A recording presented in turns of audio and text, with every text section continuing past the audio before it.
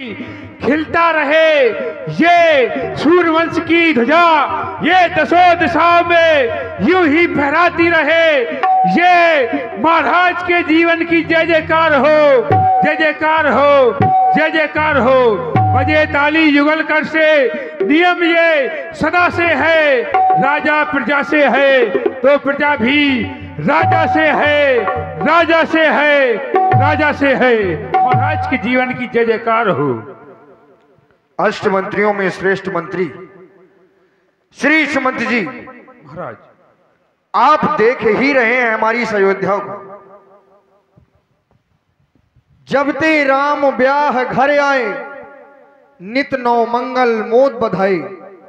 जब से हमारे चारों पुत्रों का विवाह हुआ है, अयोध्या में चारों तरफ खुशियां ही खुशियां मनाई जा रही हैं, उत्साह मनाए जा रहे हैं, बधावे बजवाए जा रहे हैं। अयोध्या की प्रसन्नता हमें प्रत्यक्ष दिखाई दे रही है। राजमंत्री, नित्य प्रति की भांति भी हम अपने सेनागार से आज सीधे अपने राज दरबार की ओर आ गए हैं। आभास करते हैं कि हमारा यह पूर्वजों का ताज मानो कि आज कुछ टेढ़ा सा है। चाहते हैं कि दर्पण की व्यवस्था करो। देखिए, महाराज ने जो ही दर्पण में अपना मुख देखा, राय सुभाए मुकुरी कर लीना, बदन बिलो की मुकुट समकीना। मुकुट को बराबर कर रहे थे और तभी महाराज का ध्यान कानों के समीप के बालों में गया। श्रवण समीपे भये सित के सा, मनहु जरठ पनु अस उपदेशा। मनहु जरठपन अस उपदेशा। राजमंत्री, आज हम संसार में देखते हैं कि व्यक्ति के जीवन में बहुत से मित्र होते हैं, लेकिन वह मित्र समय आने पर लोभ भय लालच के कारण व्यक्ति से झूठ बोल सकते हैं। लेकिन आज मैंने आभास किया कि वास्तव में यदि कोई सच्चा मित्र है तो वो है दर्पण, जो बिना किसी भय के कारण, बिना किसी लोभ के वशीभूत होकर आपके जीवन की सत्यता आपसे कह देता है। हमने दर्पण को अपने सामने किया तो पाया कि श्रवण समीप भय सुत केसा, कानों के समीप के बाल श्वेत हो गए हैं। राजमंत्री, मानो कि जो हमें आभास करा रहे हैं, ये आज हमसे कहना चाहते हैं कि राजा दशरथ, बस तुम्हारा चौथापन आ गया। अब तुम अपने कार्य से विलग हो रहे हो, अपने जीवन के लक्ष्य से भटक रहे हो। क्योंकि चौथेपन में करना क्या चाहिए? तो ये सिद्धांत कहता है कि चौथेपन जाइए नृप कान। यदि व्यक्ति का बुढ़ापा लग जाए, चौथापन आ जाए, तो फिर व्यक्ति को गृहस्थ आश्रम का परित्याग कर देना चाहिए, परमात्मा का भजन करना चाहिए और केवल परमात्मा का ही भजन करना चाहिए।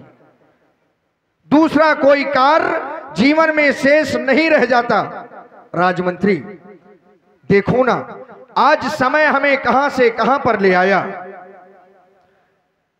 मंत्री जाता है वो ग्रीष्म काल, हेलो, ये सुंदर बसंत ऋतु आती है, ये तरुणाई पड़ गई ओस, ये पृथ्वी अवस्था आती है, तरुणाई पड़।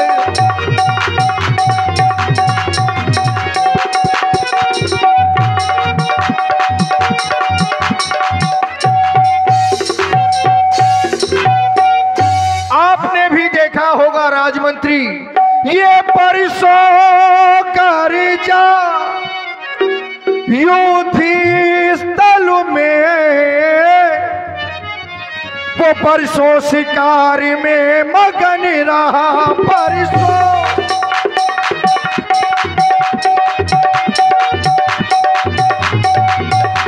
परसों जायुध स्थल में परसों शिकार में लगन रहा, परसों तक दासी दासी रहे, परसों तक दासी दासी रहे, परसों महलों में मगन रहा, परसों तक दासी।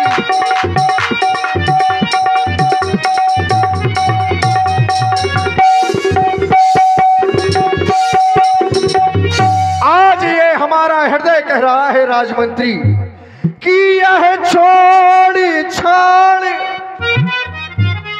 अब जग के झगड़े, वो पंगा तलाश कर मुक्ति का, नादान ब्याज की चाहत में ना।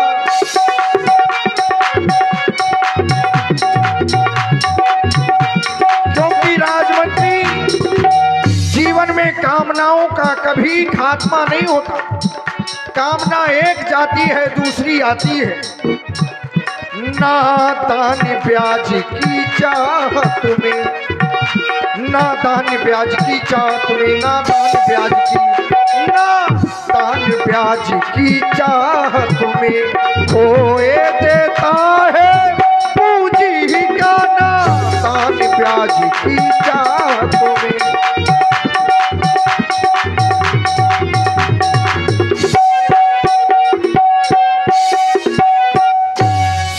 जो सांसें मिली है वो क्यों ना परमात्मा के चरणों में अर्पण कर देनी चाहिए।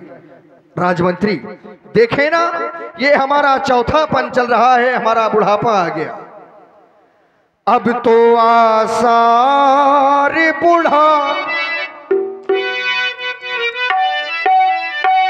देखे ना हमारा बुढ़ापा आ गया राजमंत्री।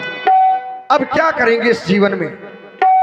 अब तो आसार बूढ़ा पे के नजर आते हैं,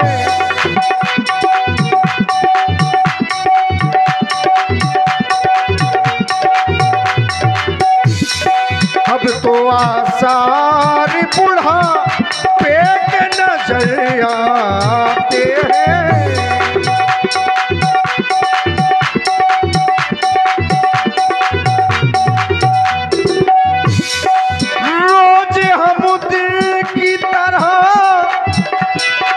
रोज ढले जाते हैं,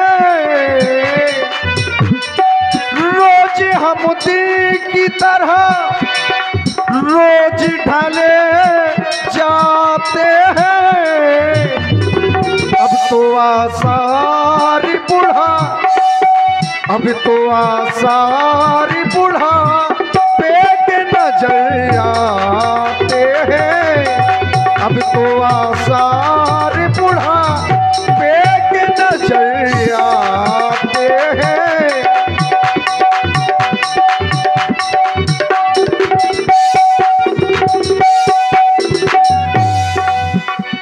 ये स्याही गई सफेदी आई, सफेदी आई, सफेदी। ये बाल कल काले हुआ करते थे, आज इनका रंग श्वेत हो गया है। नैनों में नहीं पड़ती दिखाई, हाँ पड़ती दिखाई, हाँ पड़ती। स्याही गई सफेदी आई, नैनों में नहीं पड़ती दिखाई। रोज हम दिल की तरह रोज ढले जाते हैं।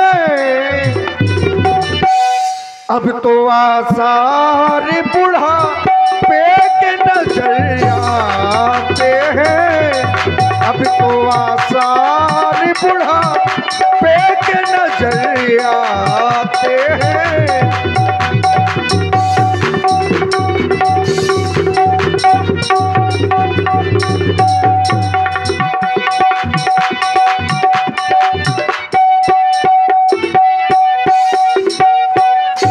अब हमारा हृदय कह रहा है राजमंत्री कि नृप जुबराज राम कह देऊ, जीवन जन्म लाहु किन लेऊ।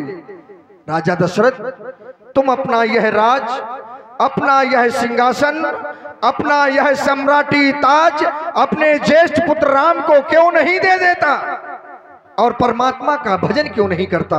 बस हम अपने श्री गुरुदेव भगवान के चरण कमलों के दर्शन करना चाहते हैं, उनके ही समीप जाएंगे। आज के राज दरबार को यहीं पर विसर्जन कर दिया जाए। ये विचार लेकर के महाराज दशरथ अपने कुल गुरु वशिष्ठ जी के आश्रम में गए। यह विचार और आनी नृपे